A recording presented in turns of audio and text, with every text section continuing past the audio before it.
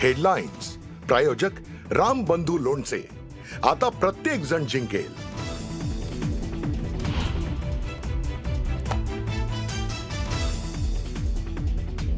जिल्हा परिषद पंचायत समिती निवडणुकांकरता मुदतवाढीची मागणी. राज्य निवडणूक आयोग सुप्रीम कोर्टात.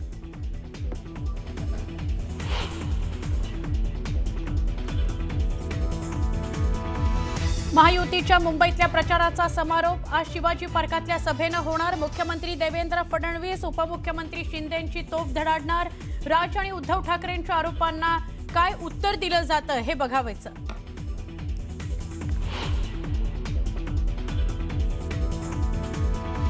ठाण्यामध्ये एकनाथ शिंदेंच्या बालेकिल्ल्यामध्ये आज ठाकरे बंधूंची धडाडणार तोफ. सभेतून ठाकरे बंधू एकनाथ शिंदेंवर काय बोलतात याकडे सगळ्यांचं लक्ष.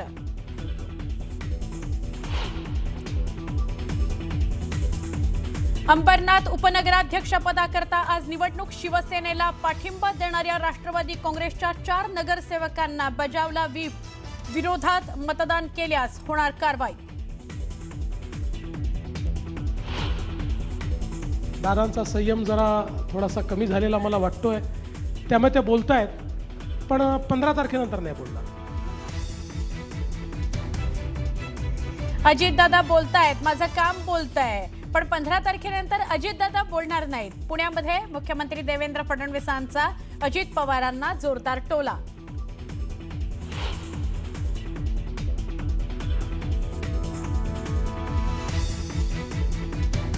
भुजबळांना जेलमध्ये टाकलं. अजित पवारांविरोधात बैलगाडीभर पुरावे घेऊन गेले होते, आता मांडीला मांडी लावून बसलेत. राज ठाकरेंचा मुख्यमंत्र्यांवर हल्लाबोल.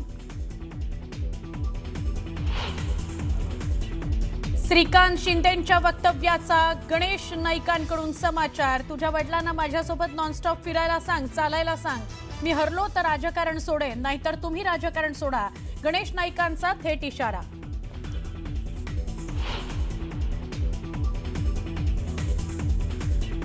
उल्हासनगरमध्ये अजित पवारांची राष्ट्रवादी आणि भाजपचे कार्यकर्ते भिडले. पोलिसांच्या हस्तक्षेपानं मिटला वाद.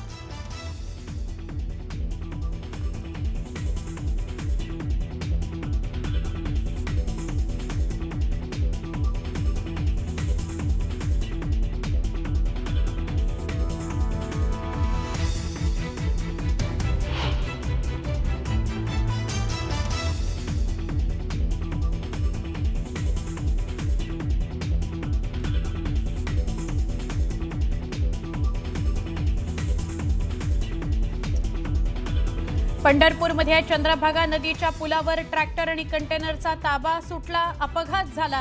अपघातात दोघांचा मृत्यू, 8 गंभीर जखमी.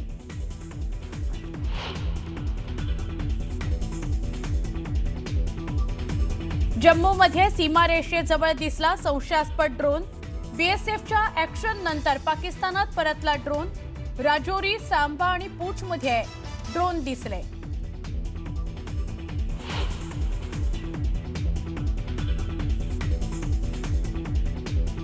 इस्रो आज यावर्षीची पहिली अंतराळ मोहीम करणार सुरू. PSLV C62 नावाच्या उपग्रहाचं होणार प्रक्षेपण.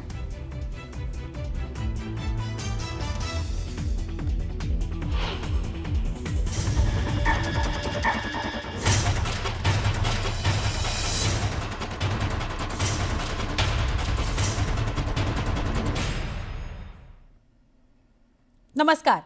न्यूज 18 मराठी, आवाज महाराष्ट्राचा. या बुलेटिनमध्ये आपल्याला काही महत्त्वाच्या घडामोडी बघायच्या. सुरू करूया.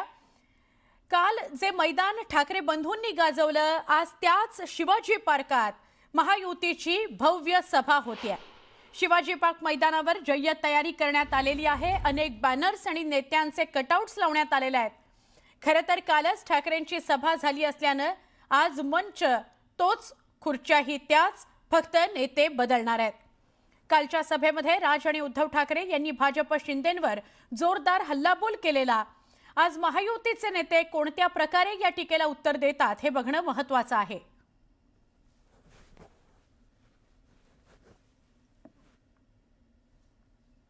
आपण थेट जाणार आहोत शिवाजी पार्कामध्ये. संकेत वरक आमचे सहकारी प्रतिनिधी आपल्या सोबत आहेत शिवाजी पार्कातून, त्यांच्याशी बोलूया.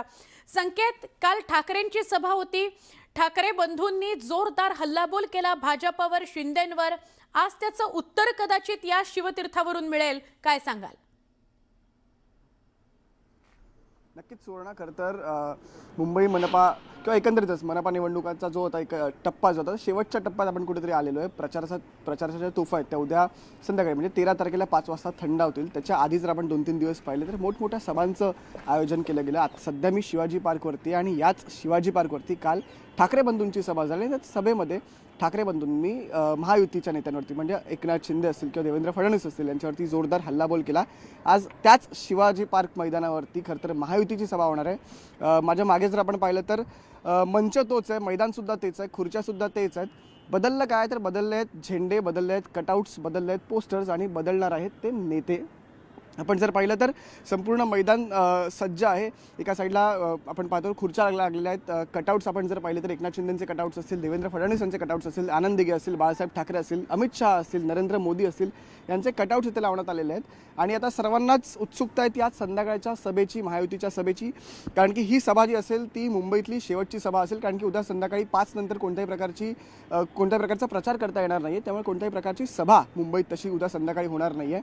तर आजच्या सभेमध्ये एकनाथ शिंदे काय बोलतात किंवा देवेंद्र फडणवीस काय बोलतायत हे पाहणं खूप जास्त महत्त्वाचं आहे. खरं तर काल राज ठाकरे आणि उद्धव ठाकरे दोघांनी सुद्धा शिंदे असतील, फडणवीस असतील यांच्यावरती जोरदार टीका केलेली आहे, जोरदार हल्लाबोल केलेला आहे. प्रेझेंटेशन्स दाखवले आहेत, लावरे ते व्हिडिओच्या माध्यमातून व्हिडिओज दाखवण्यात आलेले आहेत. आता त्या सर्व आरोपांना महायुती कोणत्या प्रकारे उत्तर देतं, महायुतीकडे काही पुरावे आहेत का, महायुती कसं त्याला प्रत्युत्तर देणार आहे हे पाहणं खूप जास्त महत्त्वाचं असणार आहे. त्याच्यामुळे आज संध्याकाळी 8 वाजता ही सभा आहे.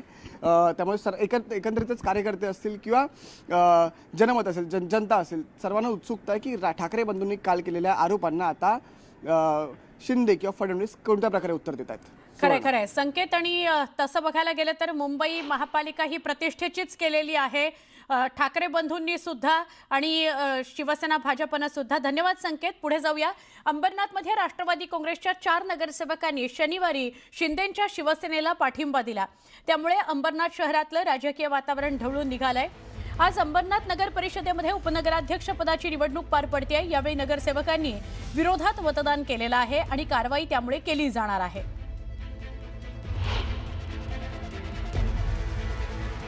अंबरनाथ यावेळी महापालिका निवडणुकांच्या तोंडावर फार चर्चेत आलेला आहे. जरी अंबरनाथ नगर परिषदेसंदर्भात बोलत असलो तरी सुद्धा यावेळेला अनेक नाट्यमय घडामोडी या पार्श्वभूमीवर घडलेल्या बघायला मिळालेल्या आहेत. येणाऱ्या 12 तारखेला अंबरनाथ विकास आघाडीला बांधील असणाऱ्या 32 सदस्यांना त्या ठिकाणी प्रदीप नाना पाटील यांनाच मतदान करणं बंधनकारक आहे. नाही तर येत्या अलीकडच्या काळात आपण पाहू शकतो खूप लवकर आता फास्ट ट्रॅकवर ते निर्णय लागतात.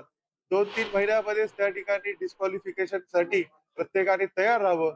जोही व्यक्ती त्या व्हीपच्या विरोधात जाऊन कारवाई करेल. सहकारी गणेश आपल्या सोबत आहेत थेट अंबरनाथमधून. अंबरनाथमधल्या सगळ्या नाट्यमय घडामोडी त्यांनाच विचारूया. नेमकं गणेश, अंबरनाथमध्ये काय सुरू आहे?